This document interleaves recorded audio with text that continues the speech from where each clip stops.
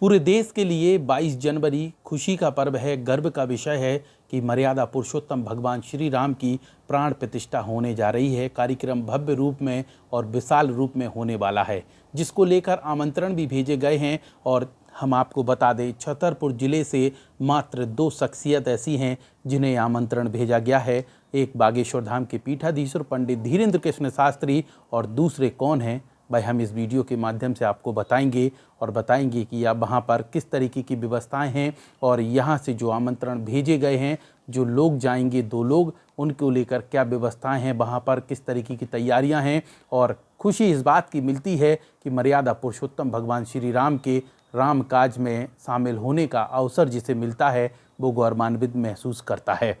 दूसरी शख्सियत जो हैं वो उस समय से जुड़े हुए हैं जब अयोध्या में राम मंदिर को लेकर संघर्ष हुआ था, और उस संघर्ष में उमा भारती के साथ डटकर मुकाबला किया था और राम सेवक बनकर वहां पर पहुंचे थे और गोलियों से भी पीछे नहीं हटे और ना ही किसी भी संघर्ष से उन्होंने मुंह मोड़ा, बल्कि पहले चित्रकूट में गिरफ्तारी दी और उसके बाद अयोध्या में राम सेवक बनकर एक बड़ा संघर्ष किया। गोलियों की आवाज़ सुनी और जिस तरीके से वहाँ पर मार काट मची हुई थी, उस तमाम दृश्य को अपनी आंखों से देखा। क्या पल था, क्या चीज़ें थीं, तमाम चीज़ें इस वीडियो के माध्यम से हम आपको बताएंगे और उस शख्सियत से भी मुलाकात कराएंगे। लेकिन उसके पहले यहाँ पे रुकते हैं छोटे से ब्रेक के लिए, कहीं मत जाइए। और ब्रेक के उस पार आपको सीधे रूबरू कराएंगे उस शख्सियत से जिन्होंने अयोध्या में राम काज का जो दृश्य था वो अपनी आंखों से देखा था। इस खबर के प्रायोजक है hotel 7B, Naugaon road, Chhatarpur.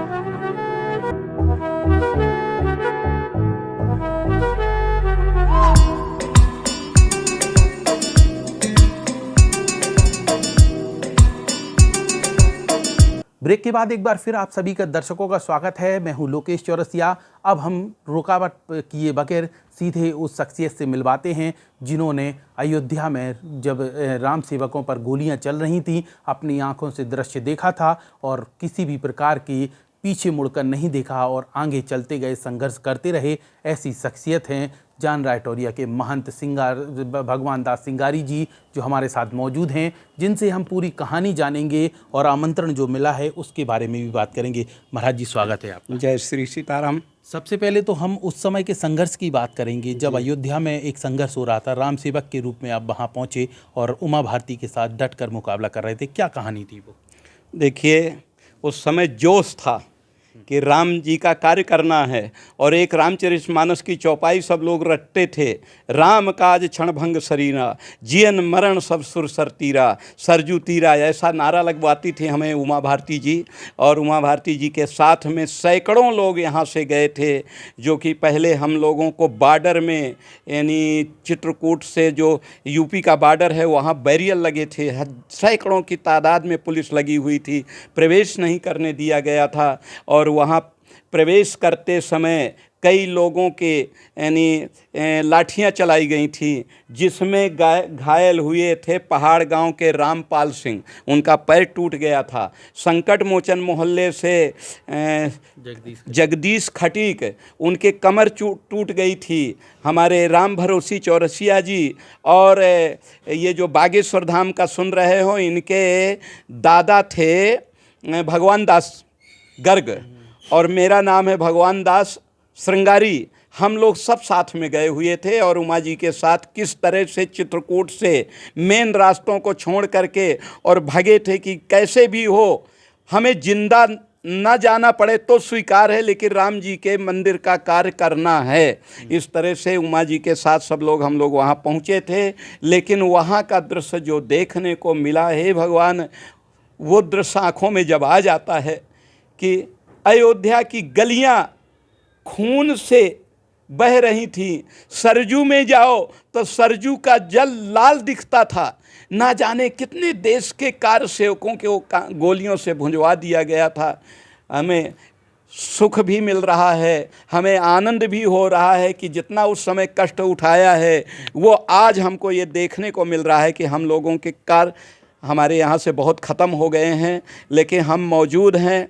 हमको ये सुख हो रहा है कि हम अपनी आँखों से राम राजा को विराजमान होते देख रहे हैं, और जो राम राज्य की परिकल्पना की जाती थी शायद वो साकार होते हुए दिखाई दे रही है। उमा जी के साथ हम लोग वहाँ गए थे। शायद यही कारण है कि हमारे विश्व हिंदू परिषद के चंपत राय जी ने अपने दस्तखत से और हमारे पास एक कार्ड भेजा है, और कार्ड में उसका प्रवेश नंबर भी है 1253, और हम जिस गाड़ी से जा रहे हैं अपनी गाड़ी से उसका भी पास भेजा गया है।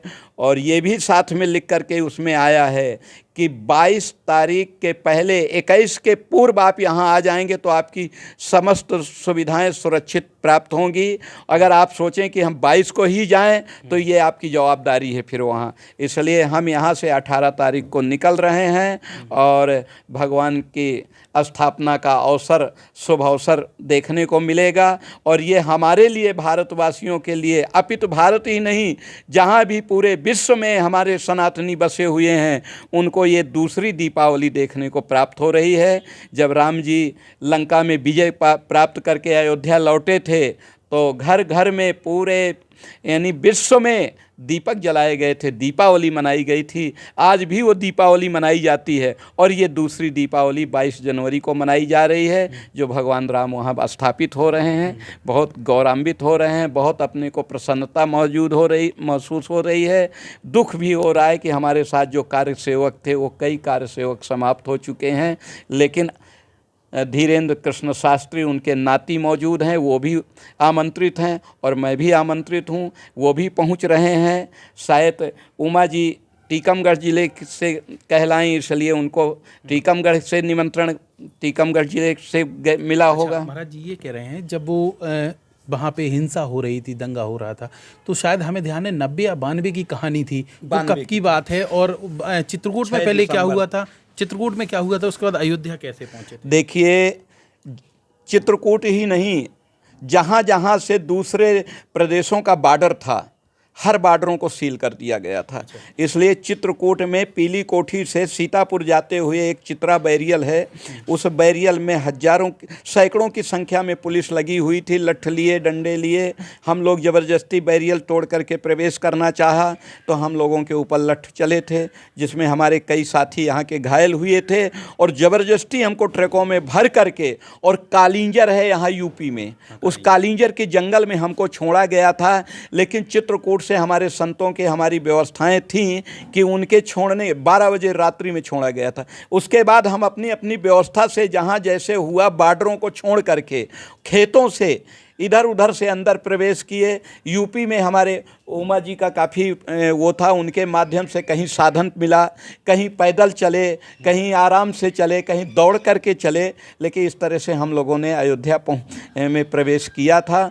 और अयोध्या की सीमा तो इस तरह से सील थी कि भैया वहाँ तो यानी जैसे बैरिकेड लगाए जाते हैं ऐसे पुलिस लगी थी सीमा में। लेकिन हम लोग किसी तरह से सरजू के किनारे से और गुप्तार घाट हो करके और हम लोगों ने अयोध्या में प्रवेश किया था।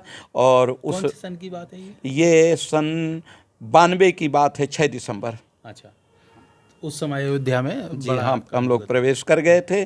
और वहाँ से फिर हम लोगों को भागना भी ऐसे ही था, जान बचा करके, लेकिन वो कार हमारे सामने हो गया और हम लोगों ने देखा, सब लोगों ने जो जहाँ थे जिसका जिसका हाथ लगा, एक एक ईंट उठा उठा करके सरजू जी में प्रभावित कर दिया गया था। जिसने बनवाया रहा होगा वो मंदिर तोड़ करके मस्जिद, वो भी मुक्त हो गया, क्योंकि उसके यहाँ समय की लगी हुई ईंट से सरजू मैया में चली गई, जहाँ राम जी सरजू जी में समाहित हुए थे, और वो जगह खाली हुई। और आज भगवान राम का भव्य और दिव्य मंदिर बन रहा है, भगवान राम की स्थापना हो रही है। और हमको विश्वास होता है कि अब हमारे देश में राम राज्य स्थापित होगा, क्योंकि राम जी के पहले यहाँ ऋषियों का प्रादुर्भाव होता है। ये ऋषि प्रधान देश है, और हमारे उत्तर प्रदेश का ये जो संकट दूर हो रहा है, वहाँ भी एक ऋषि मुख्यमंत्री बना बैठा हुआ है। इसलिए शायद ये सौभाग्य मिल रहा है इस भारत को। हमसे बात करते हुए खास बातचीत के दौरान उस समय का पल बताया और घटनाक्रम बताया कि कैसे अयोध्या में राम सेवकों पर हमला हुआ था और कैसे वह मर्यादा पुरुषोत्तम भगवान श्री राम की खातिर संघर्ष करते रहे और आज उन्हें खुशी मिल रही है कि उन्हें वहाँ से आमंत्रण भी आया है। प्राण प्रतिष्ठा के कार्यक्रम में वह शामिल होंगे, उनकी सीट निर्धारित की गई है और वहाँ पर भव्य आयोजन वो देखेंगे, अपनी आंखों से देखकर प्राण प्रतिष्ठा के कार्यक्रम को देखकर उस समय को याद करेंगे जब वहाँ पे हिंसा हुई थी और याद के साथ उनके खुशी के आंसू भी झलक पड़े हैं।